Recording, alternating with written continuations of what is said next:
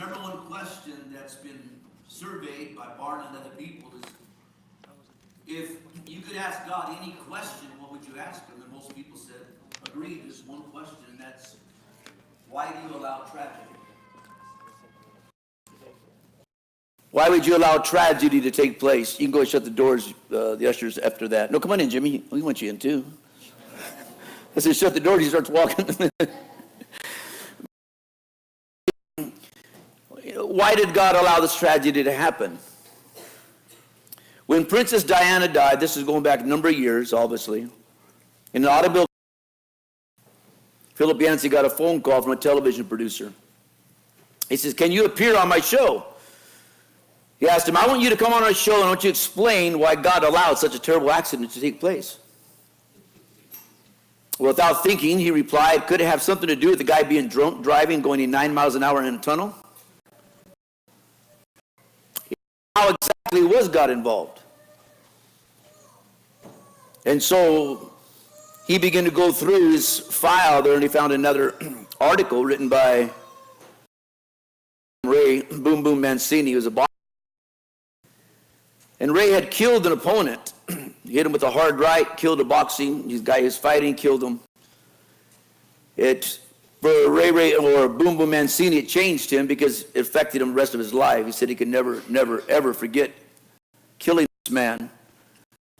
He said, but after it was over, he asked, the question that he asked is, why did God allow these things to take place?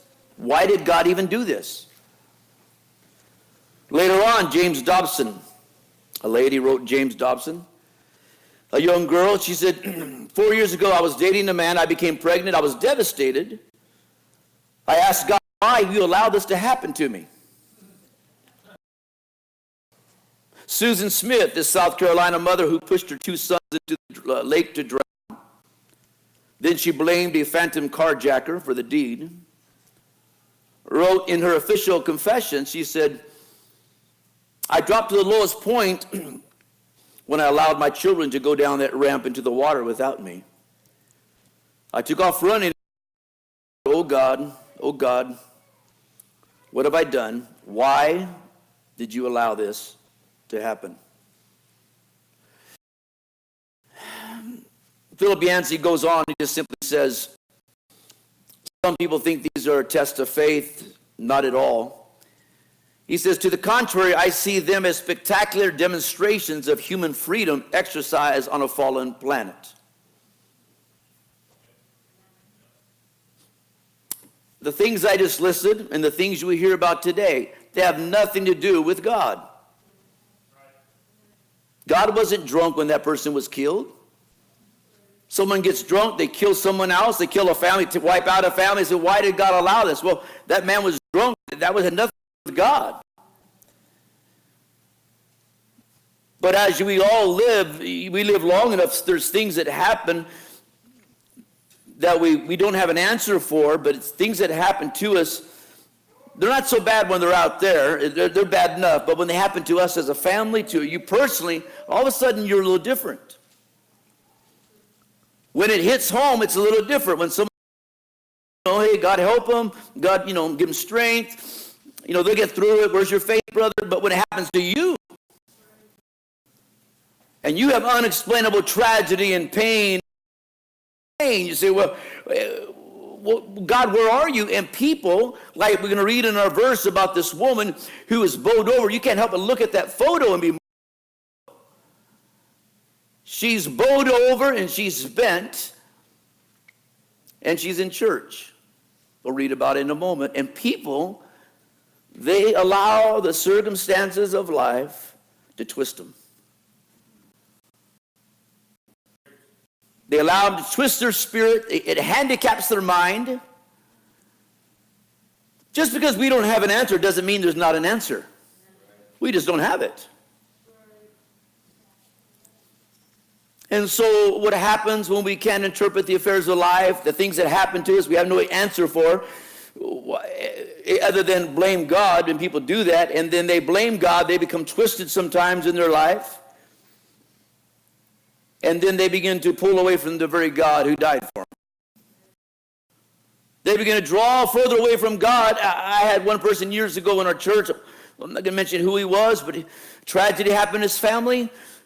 We were believing for a miracle. The miracle didn't take place. The loved one died. And right after, I did the funeral, we talked. Faithful Christian, but as soon as this child died, he said, I'm done with God. I said, why? He said, look what God just did. I said, took your child to heaven. He said, well, I thought, and he went on and on. He said, I'm done with God, I'm done with the church. And he hasn't been, I don't think he's in any church today. But the from God. You think about it, you're going to pull away from God and backslide. I'll show you, God. How ignorant is that? I'm going to pull away from God, maybe end up in hell. That's a smart move. That's an intelligent, well thought out strategy of how to deal with the difficulties of life. You're going to pull away from God, maybe backslide. Who's benefiting? You know what? The enemy is lying to you. Something's not right in your thinking. So you're going to pull away from God, and it's going to live our lives unto ourselves. It affects your kids, it affects your marriage, it affects everything and everyone who knows you. But I'm mad at God. Bless God, I'm mad at God. Well, you may be mad today, and God has no problem with you being mad, but the worst thing you can do is walk away from the God who died for you, who loves you. God is not the problem. Our hearts are. Can we live a life without answers? Hopefully we can. So you know what? I don't have an answer for that. But God's still God, and I'm still going to trust him. Let's read our scripture, Luke 13, for a few moments. Twisted spirit and the handicapped mind. Luke 13.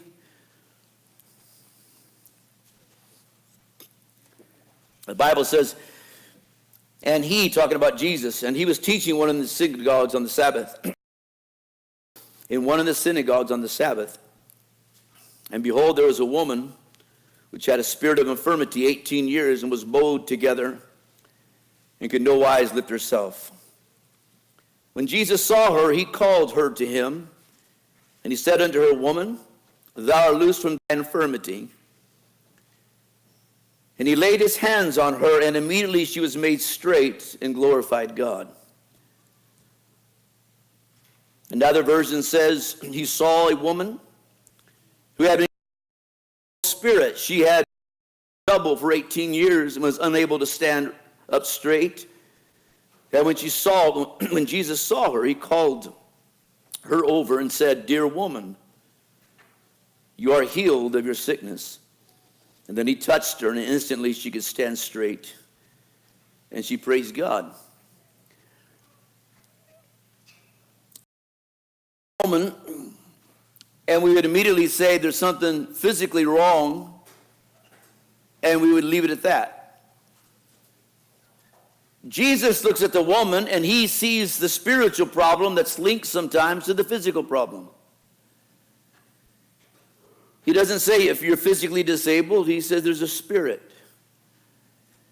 He sees most of our problems in life have spiritual connections. It's spiritual. One man wrote about the generation we live in now. He's an author, and he's talked about spirituality. He said the problem is this generation is so spiritually ignorant. They don't connect any dots spiritually. They think it's just all physical, black and white. It has nothing to do with any kind of spiritual world and nothing like that at all. It's hard for them to understand what's going on spiritually. But Jesus looks at this woman and says, he can see. He says there's a spirit that has bound this woman. I'll read different translations in a moment. So here's this woman. And Jesus is going to do a miracle. It's on the Sabbath, which he did all kinds of miracles on the Sabbath. And they had proved over the spirit world and the physical world. And it would not just be a physical deliverance that God would give this woman or that he would give you, but it's all you and I, it's also a spiritual deliverance. And God never transforms us just for our own comfort, but really, I believe this for a greater purpose. So let me just stop here for a moment on the fact that it was 18 years. It says, she had been crippled, one version says, by an evil spirit for 18 years. Now, 18 years is a short time when it's spent in happiness. It's a short time when you're involved with the blessings of your life. When your kids are growing up, things seem to be going okay. You look back to blessing, and you say, before you know it, the kids grow up, but you have good thoughts, and you have good memories of being blessed and being taken care of. There's 18 years go by like this. Any parent would tell you that. When you're in it and you're young, you got your little kids, they drive you absolutely. The grandparents can step back outside of it and look at it and say, better enjoy them now. Before you know it, they'll be grown up. I mean, I got a son almost 40 years old. I can't believe that. I'm only 42.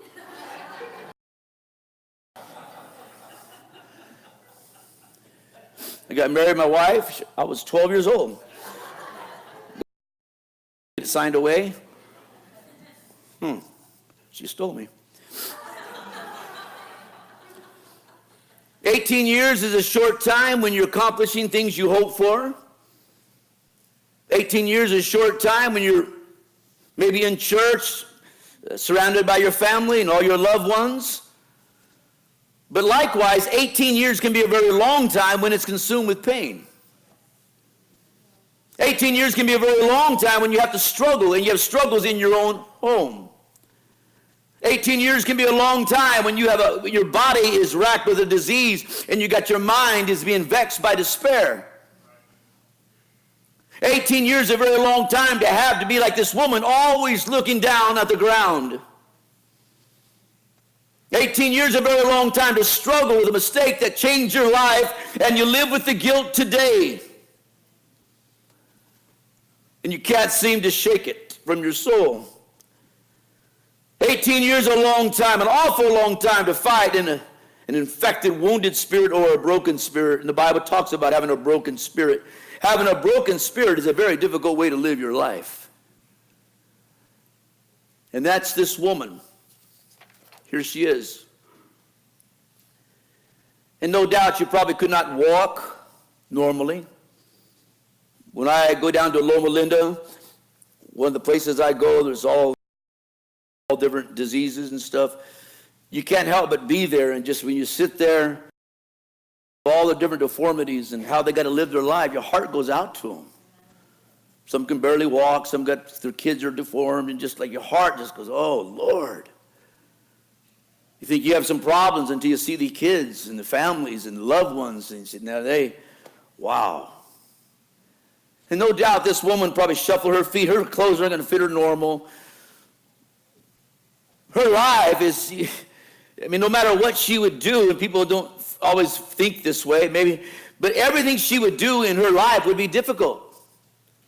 Walking would be difficult. Getting dressed would be difficult. Sleeping would be difficult. And to be this way for 18 years now, up this way, she wasn't this way immediately. It probably took some time before she'd be bent over, deformed, and would stiffen.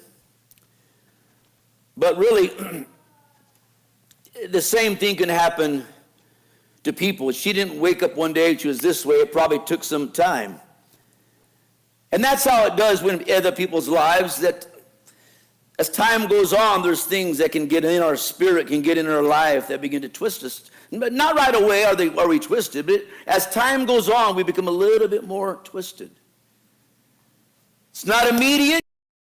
Look at them so you don't see it. But as time goes on, there's something begins to take place sometimes in our own lives spiritually. Our heart, our mind. But I'm going to look at the strength of this woman because I've ministered on this before, on her. It's an overlooked strength because this woman has more determination than some who are healthy. Think about it. It's one thing to tell somebody, they go through a difficult 2-month time. Well, how about 18 years like that? 18 years like that. But no, let's make it more up to date where you live, I live. It's 18 years like that, and she would walk into the assembly. Back in those days, we know the story. A woman had no dignity. They were looked as property. If you were a woman without a man, you were basically a nothing. If you were crippled, you had to beg to survive. And here she is. And where is she? She's in church. She could have been anywhere. She's in church. Now that's some determination. I've seen a lot of people that are a lot healthier that will quit going to church for all kinds of reasons. She would go, I could care less what you say. What you might think about me. I know the culture says I'm worthless. I know I have no real value, but you know what?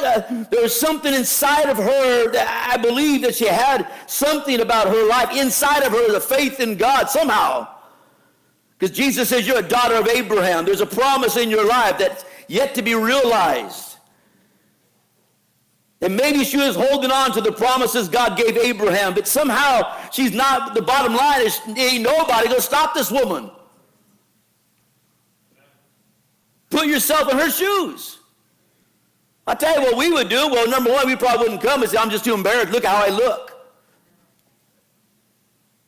People are going to say something to me. People are going to make fun of me. I'm a nobody. No one's going to pay attention to me. No one will even notice me. I've tried this church stuff before. Why am I going to try it again? I've been doing this for 18 years. I haven't been healed. Why would I come another day? Why would I come another service? Nothing's happened up to this point. But that's not her attitude. But that's our attitude sometimes.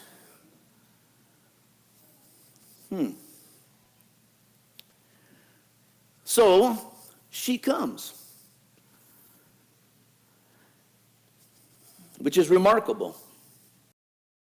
There she is in the synagogue. And she continued to go to church. The word continued means lasting, enduring, without any interruption. There's a lady by the name of Johnson and Lois, where there are two women that worked in the Sunday school. One of them, 75 years old, but they basically worked in their Sunday school teaching the kids. She brought her friend along. They started teaching together, and they're teaching their Sunday school class for 53 years.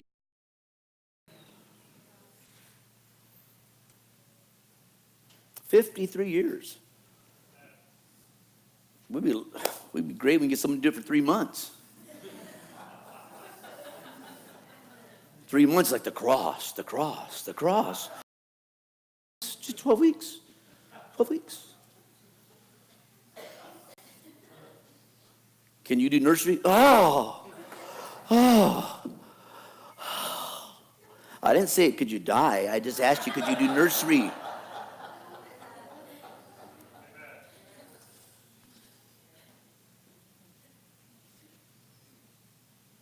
And you wonder what's happened to people's commitments. Just what's happened to people. Everything's a burden. Everything's a hassle.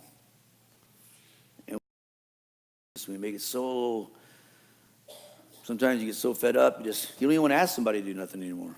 So you know what? Let's do it myself. So here she comes, and she keeps coming.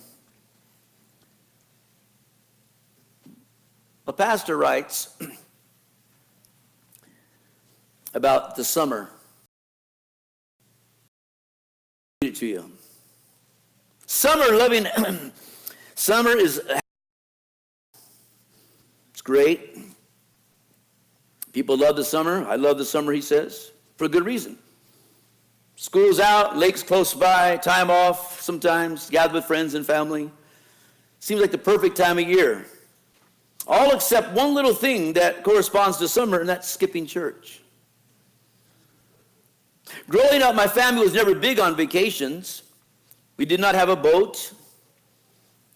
We were basically pretty homebodies because we didn't have any money for real vacations. But I met a girl, and her family invited me to go with her on a summer vacation. And I thought she was cute, and by the way, she had a jet ski, so I went. But I remember asking her one Sunday there is how her church, what her church was like, and what's it like at your church? And she said, well, we don't ever go to church when the summer comes. I was blown away. I was thinking, I'm glad that Jesus did not take Good Friday off, or else we'd all be.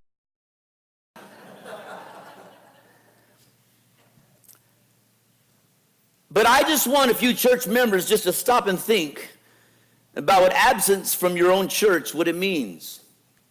Gives you 3 things quickly. First, he says, there's a lesson about commitment. We're always teaching our kids about God, but missing Sundays off and on throughout the summer. We're teaching our kids that that camping is better, that the lake is better, and church, well, it's okay, but not as good as the lake. We're teaching our kids that family's first, not God. Camping's first, not the church. It's summer. Sometimes we even have the attitude is, can't wait, summer's over, and I have to get back to the daily grind of going to church. Second, people need. We're a body, and we share responsibilities to each other. Hebrews says, but exhort one another every day. You can't exhort one another every day if you ain't there. Exhort one another every day, as it's called today, that none of you be hardened by the deceitfulness of sin. Hebrews 10, it says, let us hold fast the confession of our hope without wavering, for he who promised it is faithful. But let us consider how to stir up one another to love and to good works, not neglecting our church meetings, as the habit of some are, but encouraging one another all the more as we see the day approaching. You are essential to the spiritual well-being of other people, and when you miss church and it's ongoing off and on throughout the summer, you miss encouraging someone God has placed in your life. Third, church. One man said, an empty tombs prove Christianity, an empty church denies it. Your church health depends on you being here. What glory is it when a visitor comes and it's a ghost town at your church? How does that exalt the worth of Christ when we prefer family time, camping, lake, and worship to Jesus Christ? Number 4. It may be indicative of a spiritual problem in our own lives. It may not, but it very well may mean that our zeal and excitement for Christ has grown cold. We can't blame others for our cold heart.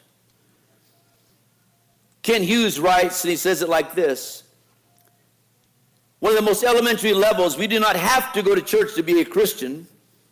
True. You don't have to go home to be married either, but in both cases, if you don't, you can have a very bad relationship.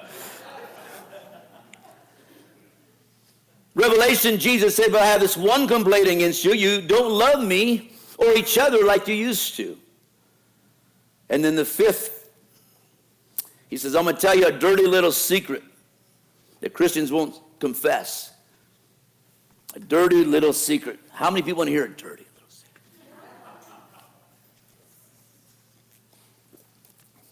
Are you ready? A dirty little secret. Okay, lean forward and tell you. No. Here's the dirty little secret. Christians actually like missing church.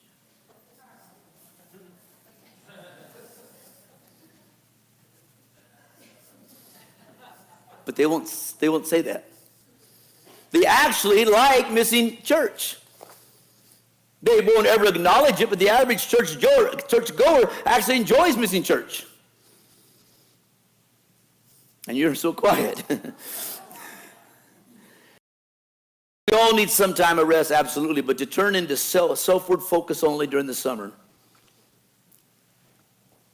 He says, I don't think it justifies, it begins to, we're just self and selfish wants and desires and we're only looking out for ourselves, he says, I don't think that's a healthy Christian attitude to have.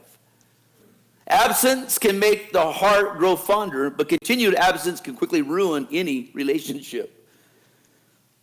He said, so I offer some things to help churches during the summer to bring people back in to maybe want to come to church during the summer. Here they are. Number one, he said these are good ideas to maybe, take into consideration to help the attendance. Number one, offer free samples of hellfire and brimstone barbecue sauce to every new person or visitor. Add a slide to your baptistry where you baptize people at, and advertise the church as a water park. Here's a good one. Offer a free tank of gas for every 5 sermons they hear. In a row. Convert your parking lot into an RV campground. Convert the sanctuary aisles to putting greens. With one that reads tourist information. Here's a good one. Have your elders or deacons or ushers dress up in animal costumes. Ricky, Tim, don't do that. Put up roadblocks near your church to divert them. There's a manhunt going on for an armed murderer.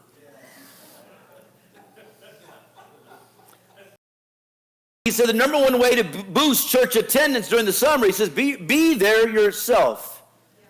Missing church should be a very, very rare occasion and not a common one if we are glorifying God. Now that I made you all angry. No, most of you come. But his Bible says this woman's there, and she continues. The word continue means to continue, but listen what it comes from. It comes from a word that means to hang together. I said this one time, maybe you may not remember it. It was Larry that encouraged me as the pastor. I came and I sat down, and I honestly never thought of this until he let me back. I don't take anything for pain, so sometimes the pain's, my mind's fine, but my body's not very fine, even though I look fine. Anyway, okay. But I was back there dying, and come and just hang together. If I didn't say that word, that's exactly what I was doing. I came in there, and Larry came up to me and just said, Pastor, you just be in here. Now, honestly, I don't think it's that really. But it didn't even dawn on me that it even mattered. And I thought, I felt that way as a pastor. I can imagine how church people feel. They think it really doesn't matter if I'm here or not. It really doesn't, no, it does matter.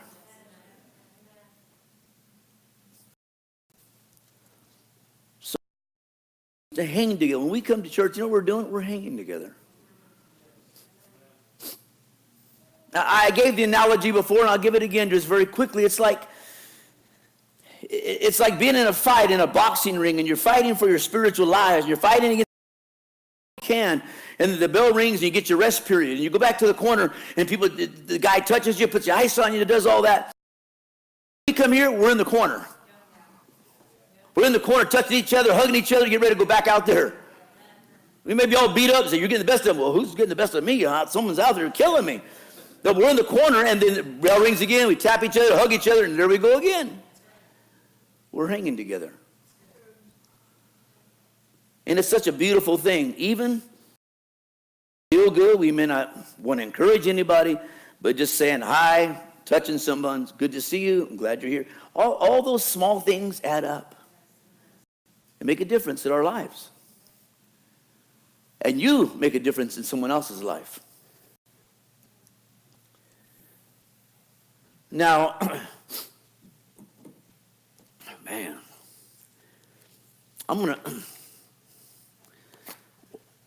time is up, but I'm going to read one last thing. Can I? And then I'll put the rest of it back together for another sermon, but listen to this. When we do this, when you and I hang together, we grow and become stronger. When we do not hang together and we begin to miss, you mark it down. The person who misses off and on, that's their life. Think about yourself. How many years have you been in church? 1, 2, 3, 4, 5. Have you ever regularly? But the person who does not regularly attend and they begin to fade away, they become less of a person than they were if they were in church more often. In other words, we're the best version of ourselves when you and I are serving God. We are not the best version when you and I are not serving God. You see someone who's not in church after a while, their attitude twists, they talk, they withdraw from Christians. How you doing? They didn't want to communicate to you. What happened? What's wrong with you? And they don't even see it. Nothing's wrong with me. What's wrong with you? Well, why are you going to get an attitude? I ain't got an attitude. Well, I just asked you how you're doing. Mr. Happy. But they become a different person, and usually I've never seen someone walk away from God and become a better person. They become cold, indifferent, callous, carnal. They say, well, what are they, Pastor? Are they saved? I don't know. Half saved? Yeah, so rapture comes, they go halfway and drop. Woo! Well, you got halfway there, I don't know what to tell you. Just walk around with a parachute on all the time, I guess. I don't know. You don't hurt on the fall. But here's the story I'm going to read. This one part, every young girl needs to hear this, and every person needs to hear this. Jesus saw her, and one translation said he's a term of endearment. He saw her, and he's going to touch her, and she's going to be made straight. God works things out in our life in the arena of the church.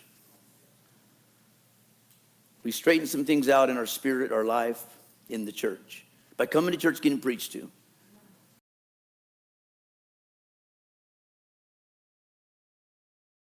That was a term of endearment. We get our dignity from Jesus. You don't get your dignity by showing your body. You don't get your dignity, don't give other people the power over your life from a boy. Or some guy who says, you're hot. You look, whatever, no. You get your dignity from Christ. When you get your dignity from Christ, you can handle all the temptations. You don't have to fall because, well, you know how young people are, yeah, they don't have to fall.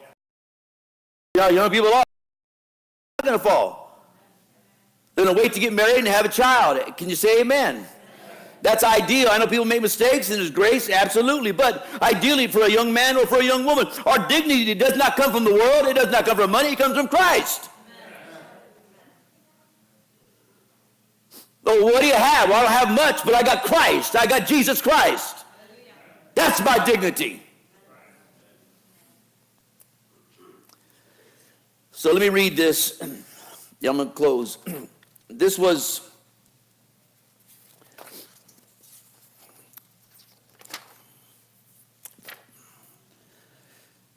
Donald Trump, President Trump, recently at the Holocaust Memorial, Tuesday, April 25th, gave a speech.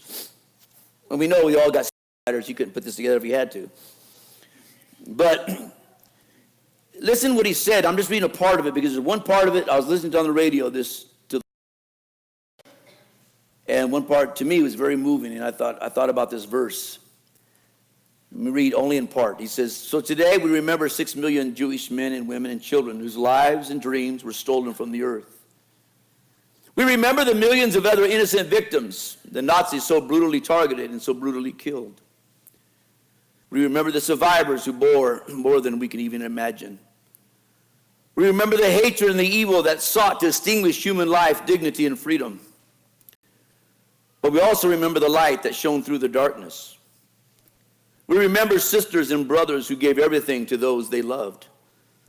Survivors like Stephen Springfield, who in a long death march carried his brother on his back as he said, I just couldn't give up.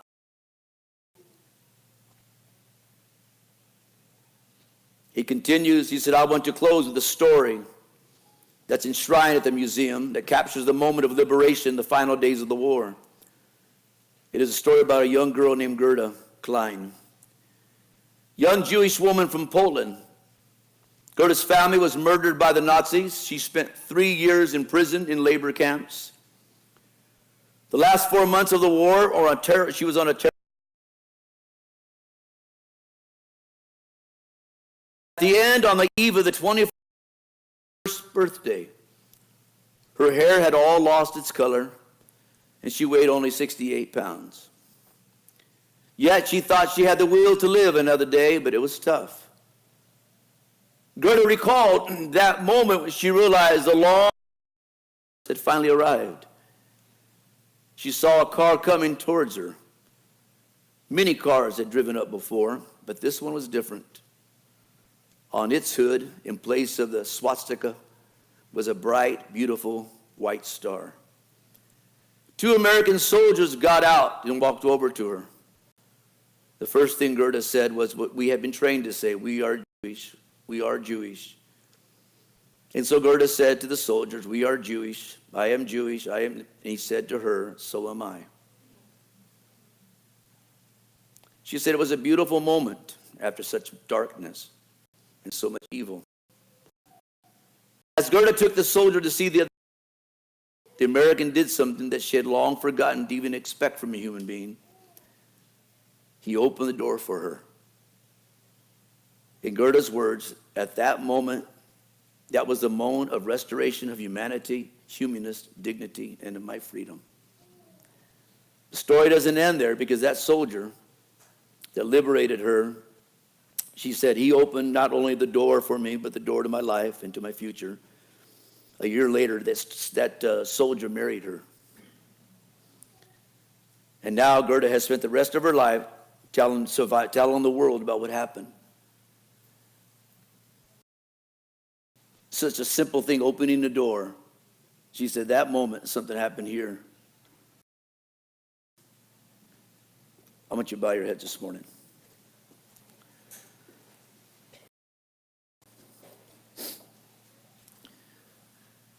You're here this morning. I don't know what's troubling your spirit. I don't know what's troubling your life, your mind.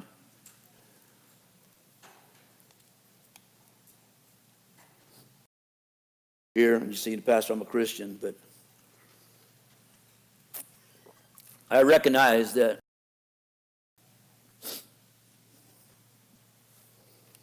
I've slowly,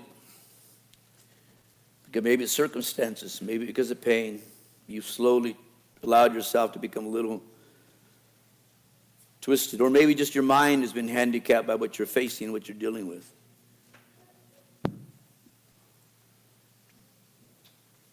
There's others here this morning, you're a Christian, I don't know what's troubling your mind, but you're weighed down.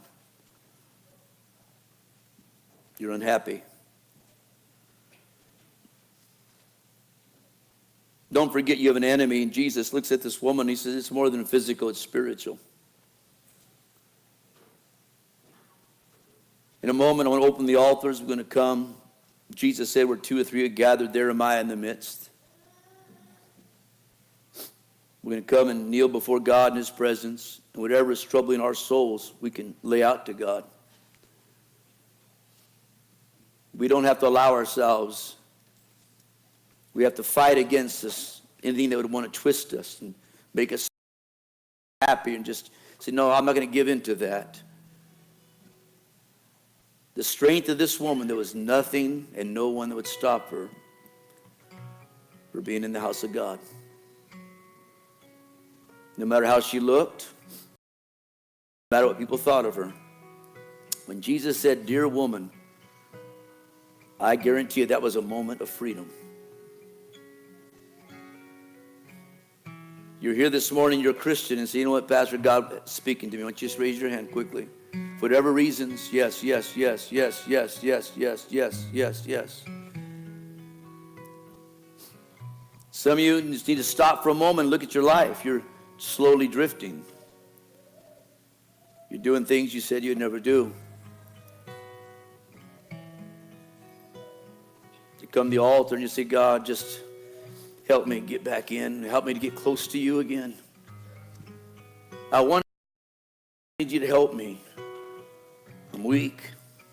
But most importantly, maybe you're here this morning and maybe you're not even a Christian. So you know what? You invited me and I don't even know Jesus Christ as my personal Savior. But I want to give my life to Christ. Why don't you lift up your hand if that's you? Lift up your hand and say, I want to give my life to Jesus Christ. Here's my hand, Pastor. I want you to pray with me. We gladly pray with you if that's you this morning. God has a plan and God has a purpose for your life. Let's all stand this morning. Doesn't matter the help we need. Doesn't matter the grace we need. The altars are open for every soul that's here. Each one of our lives. God's here to help us all. Come and find a place to pray.